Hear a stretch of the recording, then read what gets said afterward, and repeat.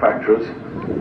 For the below the CTR, the 96 ATR was the first ever manufacturer to fly a commercial aircraft with 100% sustained aviation fuel in both engines. Well, it wouldn't have been both engines, it would have been both tanks, and eventually it would be engines, I'm guessing.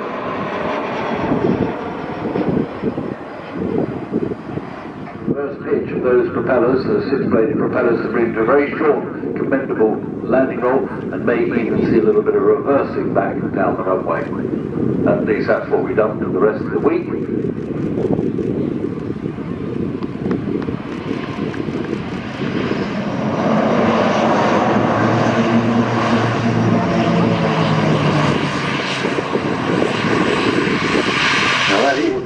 When you're reversing an aeroplane, whether you're using jet engine or turboprop, and you want to come to a halt, you don't put your feet on the brake, because that'll put the bottom straight on the runway. You put it back into forward thrust.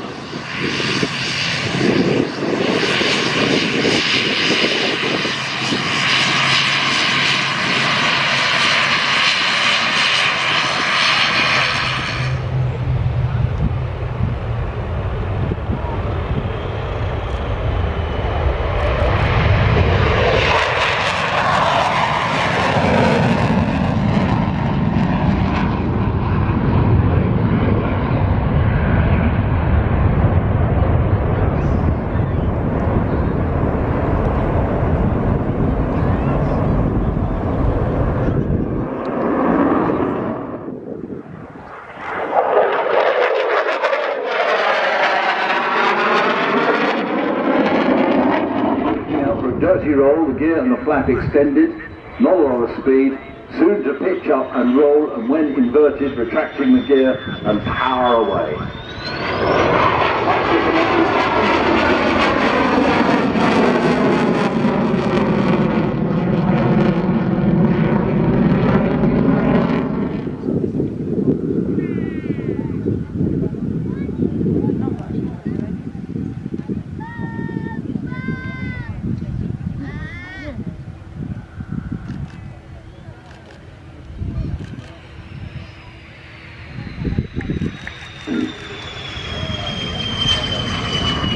Wonderful display. Very nice indeed. So now we're expecting to get the Navy wings out, get them to depart. Haven't seen them yet. The church fulfills many operational roles, including trooping, carriage of internal and external loads, parachute operations, casualty evacuation, humanitarian assistance, and military aid to civil authorities. And this year's Royal demonstration is brought to you jointly by 18 Squadron, the premier frontline operational unit squadron, and the Joint Helicopter Support Squadron, known as JHSS. But now it's time to prepare ourselves for one of the highlights of today's flying display. So ladies and gentlemen, boys and girls, please turn your eyes to the sky for the 2024 Chinook Royal demonstration.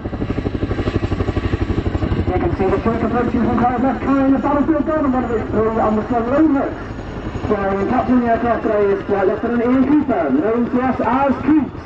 Coops has more than 1,000 hours in the Chinook, which he's clocked up on numerous operational deployments, including offshore and off Lucan in Mali. Today the Chinook will simulate conducting an essential weapons drop close to the front line. Under the watchful eye of Sergeant Lawson, JHSS has wrecked grounding site and marked with smoke.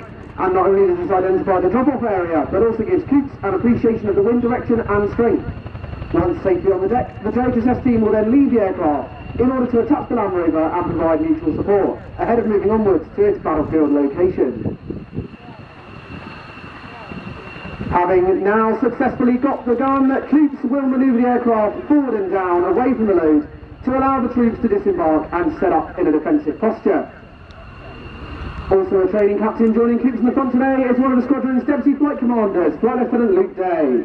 Luke was fortunate enough to join the IF on his second attempt after failing to be accepted as a dentist. In his spare time, Luke enjoys conkers and is the undefeated RAF Odeon Conkers champion.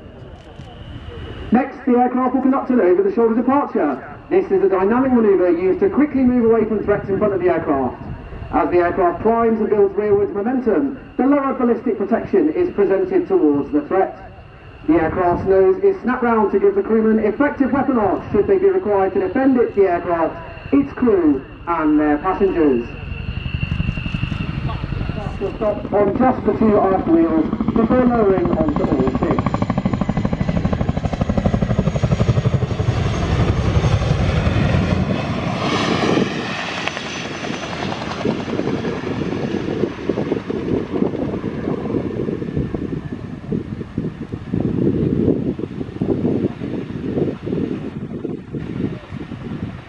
Chinook can carry a wide range of vehicles internally, including armoured fighting vehicles, motorcycles and quad bikes with trailers.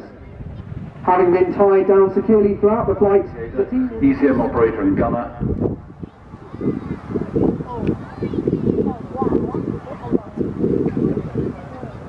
Look at that. Another wondrous flight sight over Farnborough.